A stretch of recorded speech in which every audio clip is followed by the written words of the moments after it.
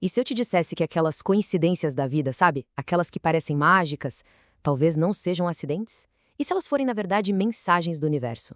É sobre isso que a gente vai conversar hoje, mergulhando nas ideias do livro A Realização Espontânea do Desejo, do Deepak Chopra, que ensina a gente a olhar para a realidade de um jeito diferente e a usar isso para moldar nosso próprio destino.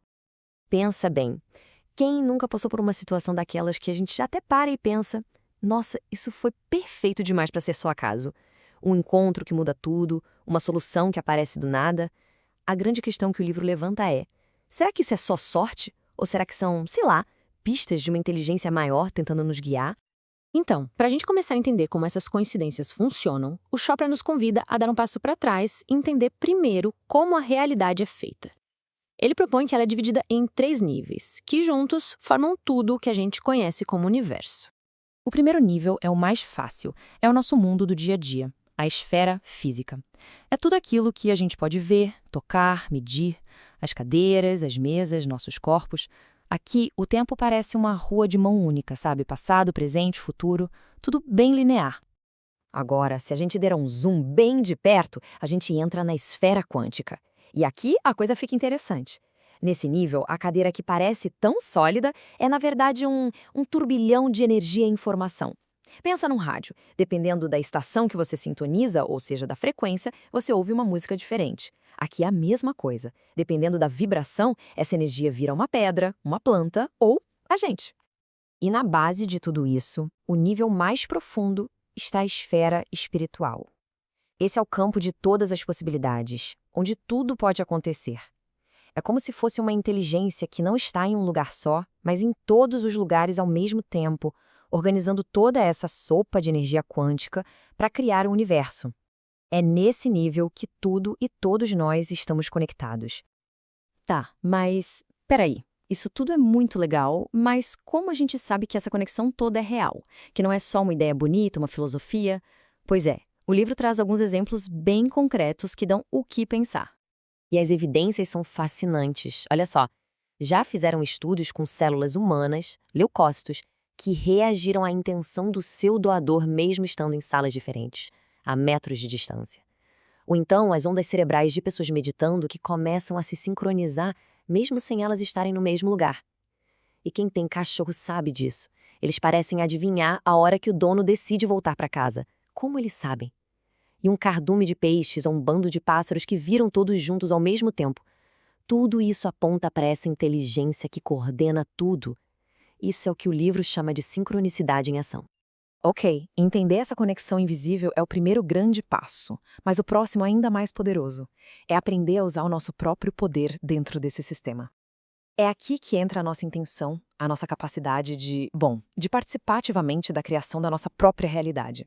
Para fazer isso, a gente precisa primeiro entender que existem duas mentes operando dentro de nós. Uma é a mente local, que a gente pode chamar de ego. Ela é lógica, racional, mas também é limitada e nos faz sentir separados de tudo. A outra é a mente não local, o espírito. Essa é a nossa conexão direta com essa consciência universal.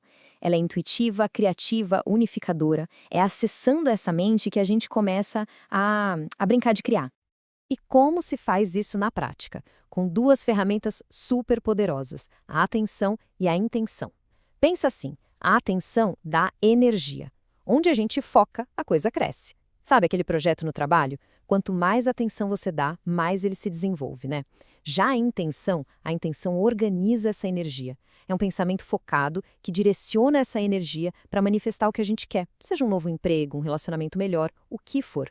Certo, então vamos ao que interessa. Como a gente aplica tudo isso no nosso dia a dia? O livro nos dá um caminho bem prático para a gente cultivar essa conexão e viver o que o Chopra chama de sincrodestino. É um estado em que o nosso caminho pessoal se alinha com o caminho do universo, e as coincidências viram a forma natural como a vida se desenrola. E o mais legal é que as práticas para começar são super acessíveis. A meditação, por exemplo, não é só para relaxar, é para silenciar o barulho do ego e conseguir ouvir a intuição. Outra coisa, comece a prestar atenção nas coincidências. Trate elas como pistas, não como acidentes. Um exercício ótimo é a recapitulação diária. Antes de dormir, repasse o seu dia como se fosse um filme, tentando ver os padrões, as mensagens. E por fim, manter um diário, anotar essas sincronicidades. Isso fortalece a nossa percepção e nos transforma em co-criadores mais conscientes da nossa vida. E isso nos leva a um ponto que é, nossa, crucial. Como os textos antigos já diziam, o destino não é uma coisa que simplesmente acontece com a gente. Ele é o resultado direto dos nossos desejos mais profundos. Esses desejos viram intenções, as intenções guiam nossas ações e as nossas ações, elas criam o nosso destino. Nós somos os arquitetos. No fim das contas, a grande virada de chave que o livro propõe é essa: parar de ver o universo como uma máquina fria e aleatória e começar a enxergá-lo como um campo de infinitas possibilidades, um campo vivo que responde diretamente à nossa consciência. Este roteiro e a apresentação que acabamos de ver foram uma criação aqui do canal Terceiro Cérebro. Nosso canal foi feito para quem busca se desenvolver, entender mais sobre si e sobre o mundo. Então, se essa conversa fez sentido, se agregou algum valor, considere curtir o vídeo, deixar um comentário, compartilhar com alguém e principalmente se inscrever no canal. A sua inscrição é muito importante para a gente continuar trazendo esse tipo de conteúdo. Muito obrigada e até a próxima!